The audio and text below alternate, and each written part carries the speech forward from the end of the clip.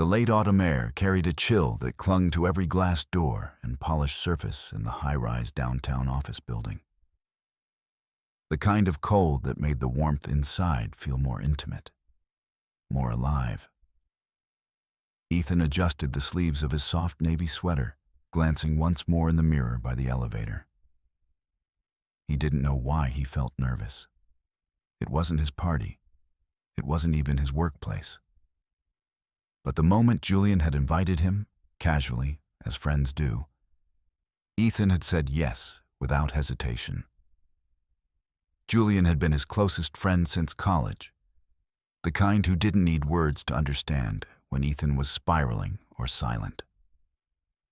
Over the past year, their friendship had only grown tighter. Even as Julian climbed the corporate ladder and Ethan drifted through freelance design gigs. So when Julian said, "You should come, you'll love the people, especially my boss," with that mysterious smirk, Ethan thought little of it. Until now. The party was held on the top floor. An open, modern space filled with glowing pendant lights, a long table of hors d'oeuvres, and music that pulsed gently under the sound of laughter and clinking glasses. Ethan stepped inside, scanning the room. Everything was glass and brushed steel, elegant and underlit. And the people, well, the people looked like they belonged in magazine spreads. Confident, self-assured, sharp. He spotted Julian across the room and smiled, making his way over. Julian greeted him with a warm hug and handed him a glass of something fizzy and dry. "Glad you came," Julian said, his eyes flicking toward a tall figure leaning casually by the bar, half in shadow, deep in conversation with someone, but still somehow managing to notice everything. "That's him?"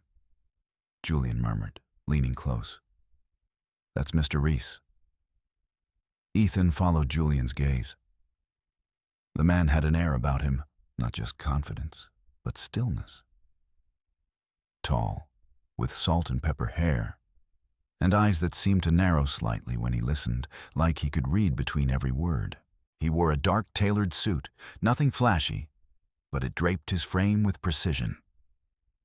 Even from across the room, Ethan felt the way the man's presence distorted the air around him, like a quiet gravity.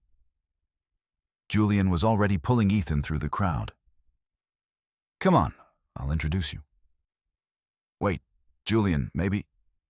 But it was too late. "Mr. Reese," Julian said, his voice lighter now, touched with a kind of reverence that Ethan hadn't heard before. "This is my friend I told you about, Ethan Maxwell." Reese turned, his eyes meeting Ethan's. They were storm-colored, not quite gray, not quite blue.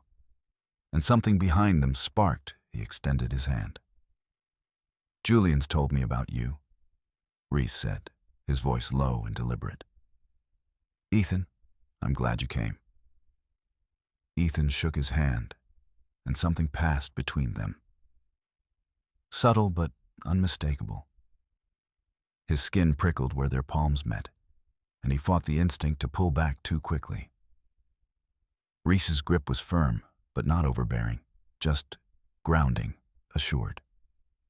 "Thank you," Ethan managed, trying not to stare too long. "The space is beautiful." Reese gave a slight nod, but his eyes didn't leave Ethan. "It's functional, but I agree, it looks better tonight." A comment like that, coming from someone else, might have felt like a line. But Reese's tone was impossible to read.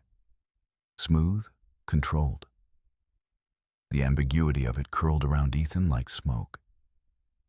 It was as if every sentence had a second layer, hidden just beneath the surface.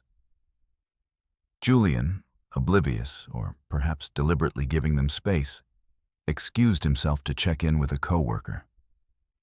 Ethan suddenly found himself alone with a man whose quiet intensity made the entire room feel like it had receded into blur. "I hear you're a designer," Reese said, stepping slightly closer. Not imposing, but enough to command Ethan's attention. "Freelance," Ethan said, swallowing. Mostly small business work these days. Logos, websites. I'm between big projects. Reese's gaze lingered, not in judgment, but in analysis. Designers who describe their work that way often underestimate their own depth. Ethan blinked. Is that your way of saying I sound like I'm floundering?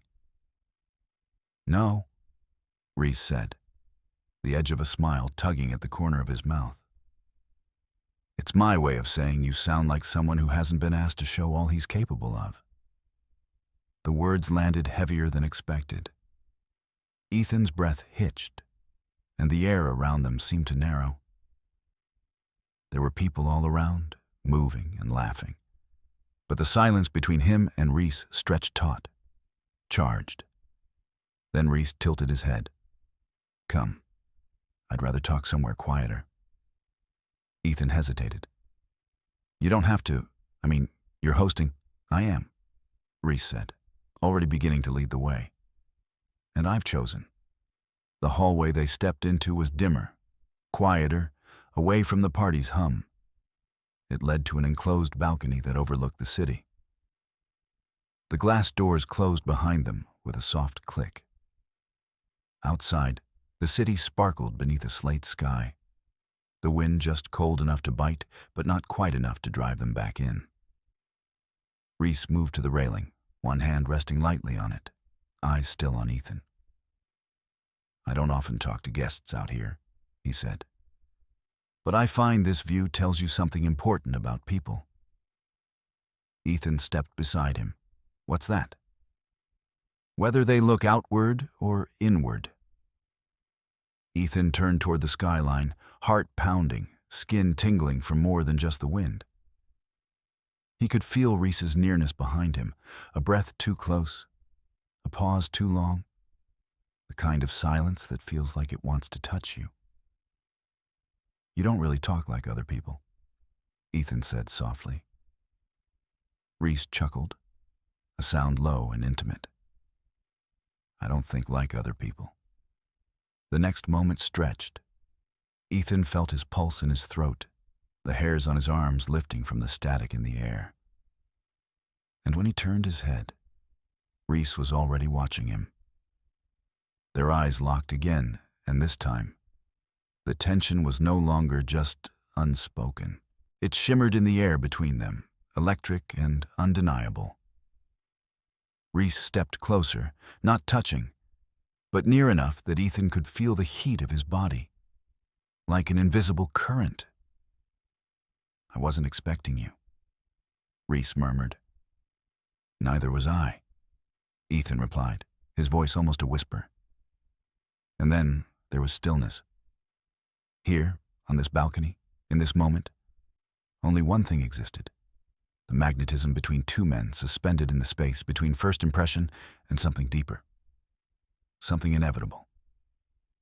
Reese's voice, low and velvet, brushed the edge of Ethan's ear. I think you surprise yourself more than you realize. Ethan didn't answer. He couldn't. His breath caught as their arms brushed, just barely, a whisper of contact. Yet it sent a rush through him so sharp, so immediate, he had to close his eyes against it. Neither of them moved away.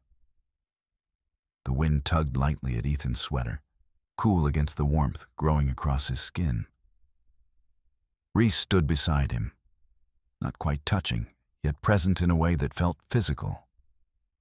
Ethan could feel his nearness like heat against the side of his body, like the anticipation of a touch not yet given. His heartbeat thrummed low in his chest, steady but quickened, a rhythm matched by the quiet tension hanging between them. For a long moment, they said nothing. The city glowed below them, scattered lights flickering like embers caught in a slow breath. Reese's fingers brushed the edge of the railing, idle, elegant. Ethan noticed how his knuckles flexed with the cold, how his wrist shifted beneath the sharp cut of his jacket cuff. Everything about him was calculated, quiet, intentional. I meant what I said, Reese said finally, his voice like soft smoke. There's more to you than your portfolio suggests. Ethan turned toward him. Have you seen my portfolio? No, Reese admitted with a hint of a smile. But I've seen you tonight. That's enough. The words, so simple yet heavy with meaning, sat between them like a question Ethan wasn't sure how to answer. He searched Reese's face for something clearer, clarity, reassurance, intent. But the man's expression remained unreadable. That made him all the more intriguing. I didn't expect to be noticed, Ethan said, his voice barely audible above the wind. Not here. Not like this. Reese leaned a little closer, his voice low and precise. You were never invisible, just waiting for the right lighting. Ethan's breath caught in his throat. He looked away, toward the city again, needing a second to breathe. The air felt different now. Thicker, warmer, even though the wind hadn't changed, and when Reese stepped back, Ethan felt the absence of him like a cold kiss along his shoulder blade. I should probably find Julian, Ethan said softly, more to break the moment than out of need. You can, Reese said, one eyebrow lifting subtly, but you don't have to. The invitation was there, somewhere beneath the civility of the words. Ethan could feel it, a pull, gentle but firm, leading him somewhere unnamed. Instead of leaving, he stayed, and Reese didn't move. Minutes passed. They talked. About nothing at first. Small observations, careful jokes, a shared appreciation for silence. Reese asked questions with surprising interest. What did Ethan really want to design, if he had unlimited freedom? What inspired him? What did he think of people who wore tailored suits every day? That last one made Ethan smile. I think they know what they're doing. Reese returned the smile, but it was slower, heavier. Sometimes they're just trying to remember who they are underneath the fabric. The metaphor wasn't lost on Ethan. And just like that, something shifted again. Not sharply, but like a curtain being drawn a fraction wider. The glass door behind them opened with a quiet thud. Julian peeked out, his cheeks slightly flushed from whatever drink he'd been holding. There you are, he said to Ethan. I've been looking all over. Everything okay? Ethan nodded, turning back to face him. Yeah, just needed some air. Julian glanced between them, a flicker of curiosity in his expression. Ah, he said simply, before smiling. Well, when you're ready, we're going to cut the cake soon. Company tradition, weird as it is. Reese nodded toward him. Go on, I'll be in soon. Julian's gaze lingered on Ethan for a second longer. Then he vanished back into the warm hum of the party. Alone again, Reese turned to Ethan, his expression quieter now. I forget how young Julian still is sometimes, he murmured. Ethan tilted his head. And me? Reese's eyes held his. You've seen more than you let on, I can tell. The compliment, if it was one, pressed against Ethan's chest with a soft, deliberate pressure. He didn't want to overthink it, but he couldn't ignore the way his skin tingled in the stillness.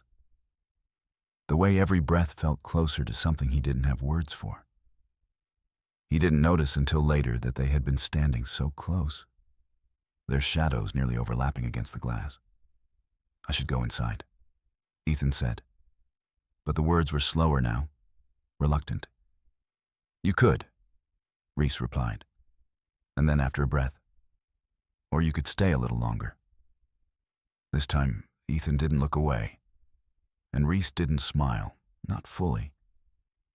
But something in his gaze deepened, like the beginning of a storm on the horizon, silent and building. Without speaking, Reese reached for the glass door and opened it for Ethan. The hallway back to the main room was empty, the light soft, warm gold spilling down the walls. Ethan walked ahead, aware of Reese behind him. not close enough to touch, but close enough to feel. Before they re-entered the party, Reese's voice came low and quiet at his shoulder. "You made this evening more interesting than I expected." Ethan paused, half turned toward him. "Did I?" Reese's gaze held his, unwavering, more than you know. Then he moved past him, brushing lightly against Ethan's arm in a way that felt far more intentional than accidental. It left a trail of heat that Ethan couldn't quite shake, even as he followed Reese back into the room of music, light, and laughter, all of which now felt just a little more distant, a little more unreal. Because somewhere inside him, something had begun to stir, and the look in Reese's eyes had whispered one quiet, undeniable truth. This wasn't over. Back in the golden glow of the party, Ethan tried to return to the rhythm of small talk and soft music, but his thoughts refused to let go of the quiet thunder still echoing inside him. Every word he exchanged with strangers felt like a mask pulled tight across his face. He smiled, nodded, even laughed when the moment called for it. But all the while, a memory looped like a current beneath the surface. Reese's breath so close to his ear, that passing touch, the weight of words unspoken. Julian found him again by the dessert table. "You good?" he asked, his voice light, but laced with genuine concern. Ethan blinked, then nodded. "Yeah, just taking it all in." Julian gave a knowing look, eyes flicking momentarily toward Reese across the room. "He's intense, right?" Ethan's fingers tightened around the stem of his glass. "Yeah," he said, voice lower than intended. "That's one word for it." Julian laughed and leaned in conspiratorially. "Just don't fall for him.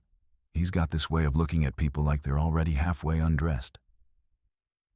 Ethan felt the warmth rise in his cheeks, but forced a chuckle. Noted. But it was too late for warnings. That look, Reese's look, had already cut through him. And now, even across a room filled with music and conversation, Ethan could feel when Reese's eyes landed on him. The connection wasn't imagined. It thrummed like a wire stretched taut between them. Later, when most of the guests had left and only the hum of low jazz and soft conversation remained, Ethan stepped into the break room to get away from the crowd for just a moment. The room was dimly lit, quiet except for the occasional clink of a bottle in the cooler and the muffled bass line from the hallway. He exhaled slowly, palms pressing against the countertop, grounding himself. Then he felt it. Not the sound of footsteps, but the presence. Reese. Ethan didn't turn right away. He didn't have to. "I was wondering when you'd disappear again," Reese said, his voice smooth and steady behind him. Ethan's lips quirked. Needed to breathe. "And do you feel like you can now?" Ethan turned. Reese was closer than expected. Just inside the room, his jacket removed, his sleeves rolled slightly, casual, but deliberate. The dim lighting caught the faint silver in his hair, softened the edges of his features. He looked less like a boss and more like a man who knew exactly what effect he had on people. "Sometimes," Ethan replied. "Sometimes I feel like I can't breathe around you." Reese took a slow step forward, the distance between them shortening with excruciating precision. "And yet, here you are." Again, Ethan swallowed hard. The room seemed smaller now, the air thicker. He could feel the warmth coming off Reese's body, the scent of something subtle, cedar, pepper, maybe something darker, lingered like an invitation. Reese's eyes searched his, not aggressive, not demanding, but patient, certain. "I don't chase," he said, "but I don't lie either. I noticed you the moment you walked in." Ethan tried to look away, but couldn't. Why? A beat passed. Reese tilted his head, considering the question. Because you weren't trying to be seen. The simplicity of the answer hit Ethan harder than expected.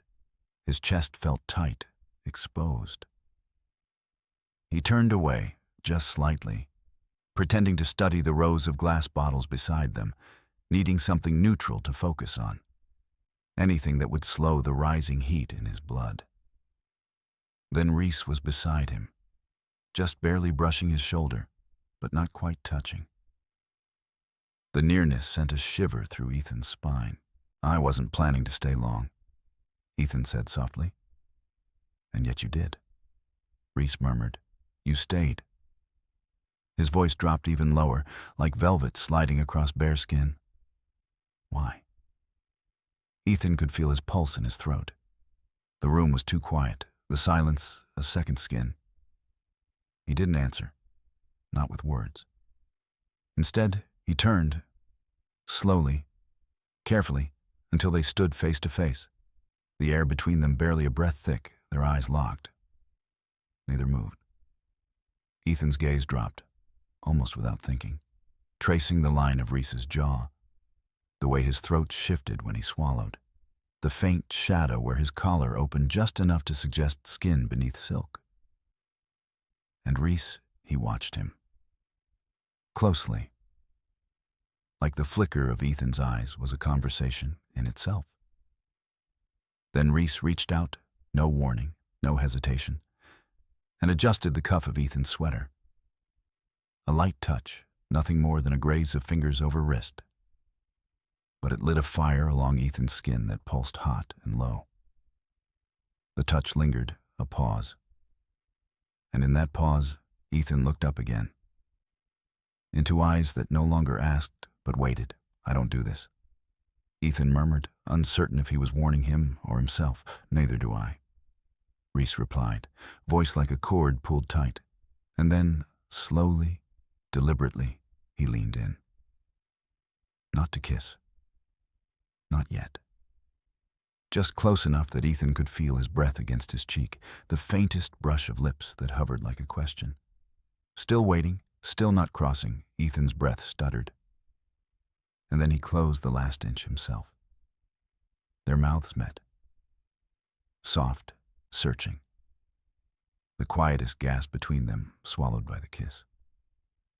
There was no urgency, no show of dominance, just a meeting of want and weight and need wrapped in restraint. The kiss was an acknowledgement, a surrender, and a promise. When they pulled back, they didn't speak. Reese's hand lingered on Ethan's arm, grounding him, their foreheads nearly touched. The silence was rich with the tension of all they hadn't said, but now didn't need to, because everything had changed, and there was no more pretending.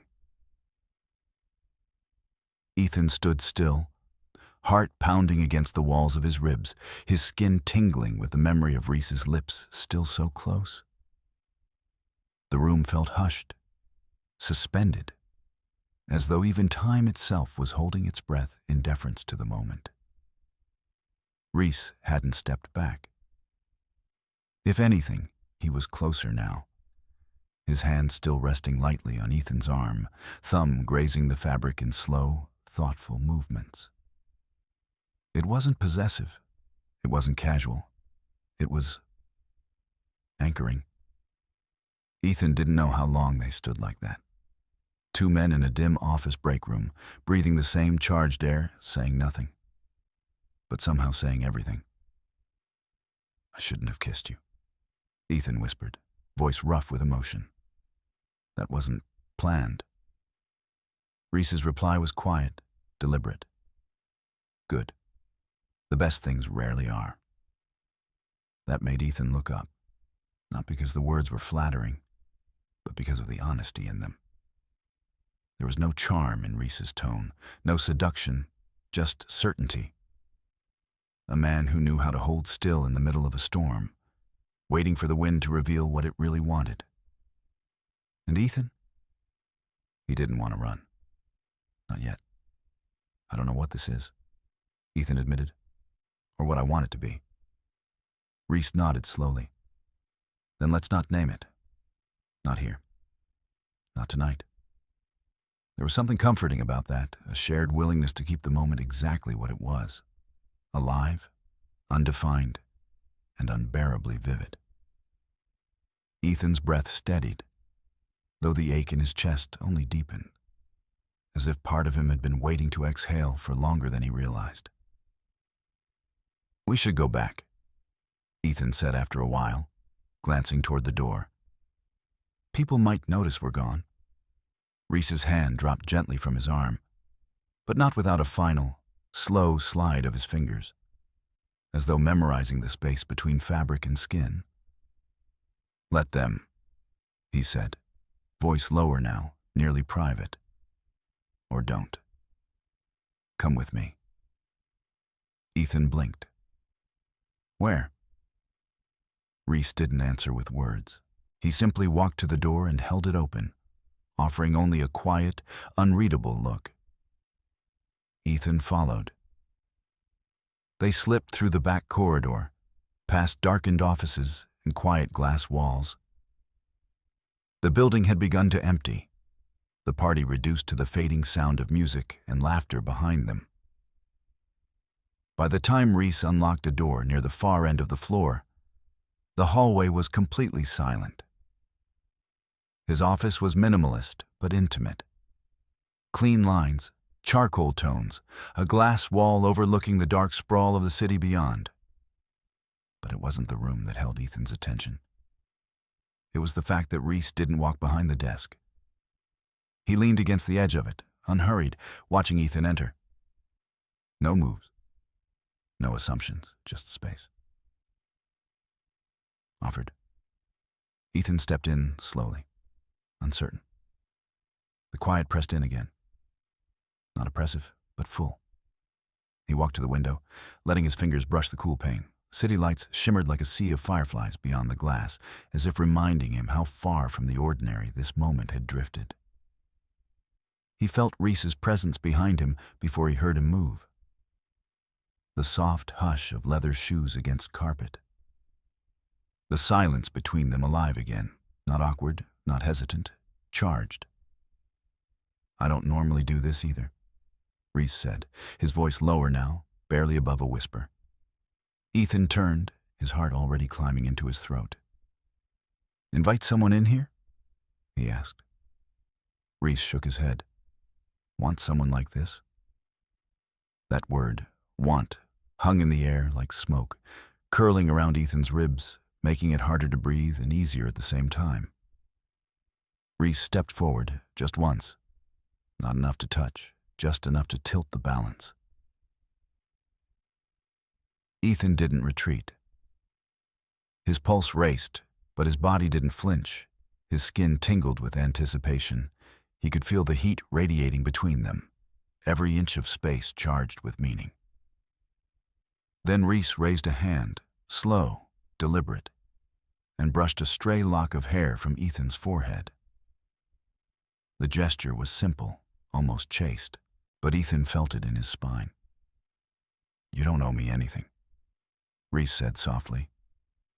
"But I needed you to know this wasn't nothing." Ethan's voice trembled. "It doesn't feel like nothing." Reese's thumb grazed Ethan's cheekbone, the barest whisper of contact. His touch was warm, steady, patient, and Ethan leaned into it without thinking, his chest pressing into Reese's just slightly. The closeness stole his breath again. "You confuse me," Ethan admitted. "I hope I do," Reese murmured, his fingers now brushing the side of Ethan's neck, tracing the heat that pulsed just beneath the skin. Confusion is honest. So is this. They stood there, the silence swelling around them like water, heavy, slow, inevitable. Reese's hand moved to Ethan's waist, his touch light but possessive. Like an artist discovering a canvas he wasn't ready to paint yet. Their foreheads touched. And then came the second kiss. Deeper this time. Slow but no longer uncertain. It was a kiss full of longing, of held-back tension, of breaths caught in throats and hearts that didn't yet know their names. Reese's hand slid up Ethan's back, guiding him closer, grounding him. Ethan's fingers curled lightly into the lapel of Reese's shirt, pulling him in like gravity had finally won. The room was silent, save for their breaths. And when they broke apart, it was with the kind of closeness that didn't require words. Foreheads still touching, noses brushing, the weight of everything pressing gently into the quiet between them. "I don't know where this goes," Ethan whispered. Reese's voice came back steady, rich, soft against his mouth. "Wherever you let it." Ethan closed his eyes. And for the first time in a long time, he didn't want to let go. Ethan stayed in Reese's arms longer than he should have.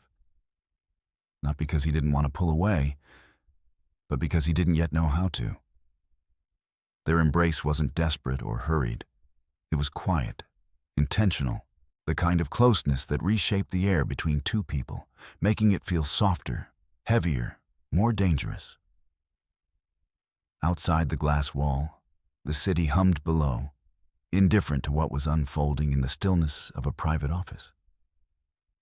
But inside, every moment felt precise, delicate, suspended in amber. Ethan's hand remained on Reese's chest, fingers loosely curled against the fabric. He could feel the subtle shift of breath beneath his palm, the controlled rhythm. And yet, even Reese couldn't entirely mask the tension thrumming just beneath his surface. It was comforting to know the man who carried himself like stone could still be shaken. "Have you done this before?" Ethan asked quietly. Reese pulled back just enough to look him in the eyes, not like this. The sincerity in his voice cracked something open inside Ethan. He wanted to believe it, and somehow he did. "I'm not trying to make things complicated," Ethan murmured. Reese's thumb traced along his jaw, warm and steady. "Complicated can be beautiful." There was something intoxicating about how calmly he said it, how he didn't flinch from the uncertainty, how he didn't try to convince or coax.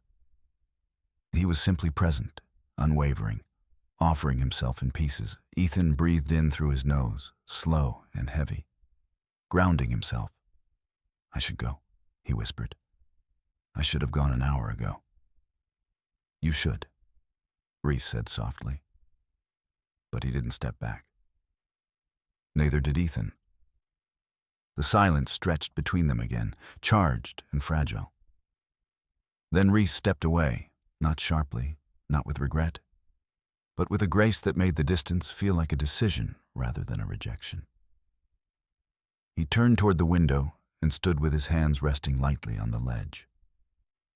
Ethan watched the lines of his back, the way the lamplight caught in the folds of his shirt, the silhouette of restraint and strength drawn like brushstrokes across glass. "I'm not asking for promises," Reese said after a long moment, "or answers. But I won't pretend this didn't happen, and I won't pretend I don't want more." The words wrapped around Ethan like heat, not suffocating, but steady, honest. He moved to stand beside him, shoulder to shoulder, eyes cast out over the city lights. "It's not that I don't want more," he said slowly. "I'm just afraid of where it might lead."